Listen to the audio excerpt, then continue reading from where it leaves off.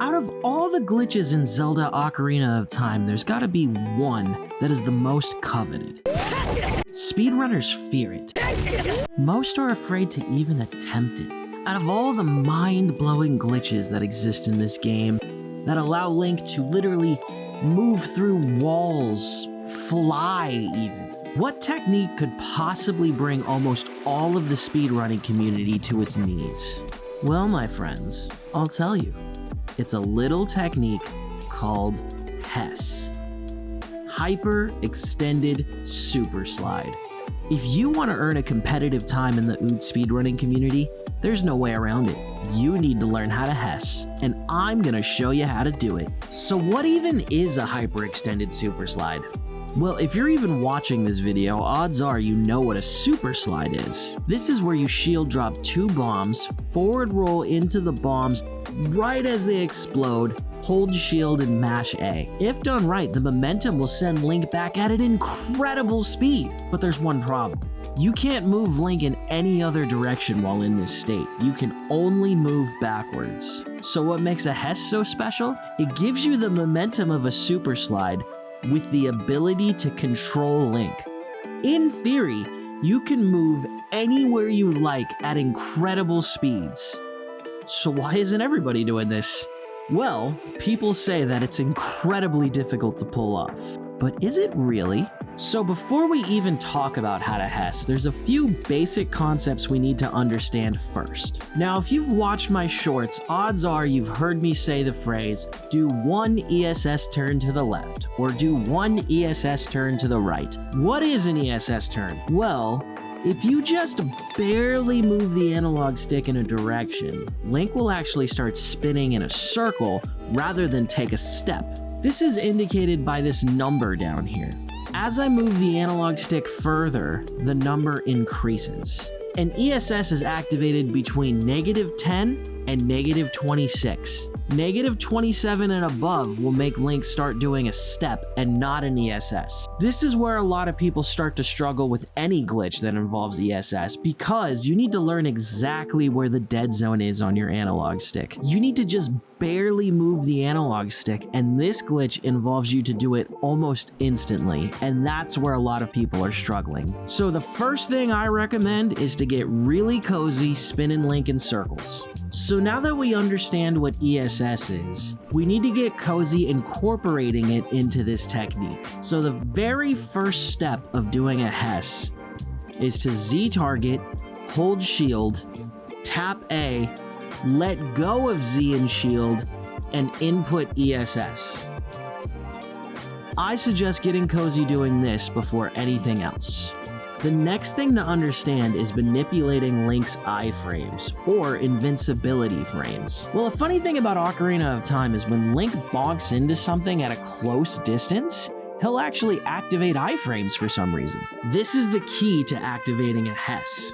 So if we incorporate both techniques we've learned so far, Link will actually start doing a little slide after taking explosion damage.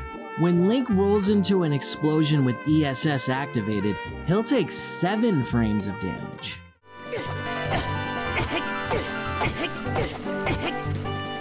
Now remember, we're supposed to have activated iframes here, so if you see Link lose a heart when he does this slide, you rolled either too early or too late. If we do not have ESS activated, Link will not go through 7 frames of damage. In fact, it'll only be 1 frame of damage and then he'll get knocked back.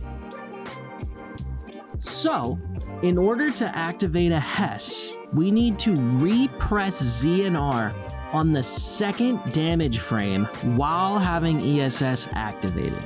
So one more time, we're gonna roll into an explosion. Right after the roll is initiated, we're gonna let go of Z and shield, activate ESS, and then on the 2nd damage frame of the explosion, we're gonna repress Z and shield.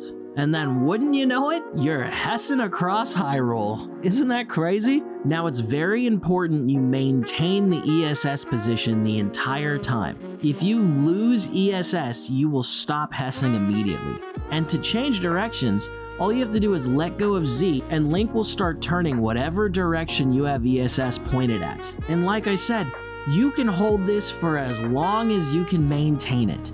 So now that we understand how to do a Hess, it's important to understand how to do it off of a bomb as well. And I think the most important thing to understand is the timing of the bomb fuse and when you want to roll into it. So as you know with bombs, it starts flashing blue and red and gradually gets faster, and then it gets really big for 2 frames. 1 frame blue and 1 frame red. I believe the best time to roll into the bomb is when it's on its last really big red frame. After 2 damage frames from the explosion, I then repress Z and shield at the same time. And there you go, we're hessing across Hyrule Field again. And with bombs, this strat can literally be used anywhere in the entire game. This is why it's imperative for any serious speedrunner to master hessing. Now let's go over some common mistakes people do. The first one is moving your analog stick too far and not activating ESS. As you can see here, I'm at -35, and if you remember, ESS is only activated between -10 and -26. If you're not using the practice ROM, you'll know you're too far because instead of moving through the explosion, Link will actually do a full 180 turn and be pushed away from the explosion. Another common problem is after you forward roll and activate ESS, you either forget to press shield or you do it too late. This causes a forward Hess, which has all the same properties as a Hess except for 2 things. Link will be moving forward and he'll be moving at a significantly decreased speed. So if this is happening to you, don't feel discouraged. You're literally right at the finish line and you don't even realize it. So now let's talk about how to practice a Hess. I think the most difficult part of this is maintaining the ESS while at the same time repressing Z and R, because it's very easy to press the analog stick too far as you're inputting 2 other buttons. So I think the best thing to practice this is to forward roll into an explosion and just input ESS. Don't worry about pressing Z and shield just yet. If you can get to the point where you can consistently roll into an explosion, input ESS, and make Link do this little circular slide, then all you have to do is get used to pressing Z and R at the same time while maintaining ESS. Now let's look at the whole thing one more time. I shield drop a chew and forward roll. Then I let go of Z and R and input ESS before the first damage frame of the explosion. Then, on the second damage frame of the explosion, I repress Z and R at the same time, and then I'm hessing. Easy. Now I'm aware this is all easier said than done, and much easier to do when you can pause the game frame by frame. But what this practice ROM allows me to do is see just how far I'm inputting the analog stick so I can know where true ESS is without even really needing to know it anymore. And it also helps me understand the timings of the bombs, the chews, exactly how to get the iframes, and eventually you just practice it again and again, a little faster and a little faster, and then next thing you know, your Hesses start to look like this.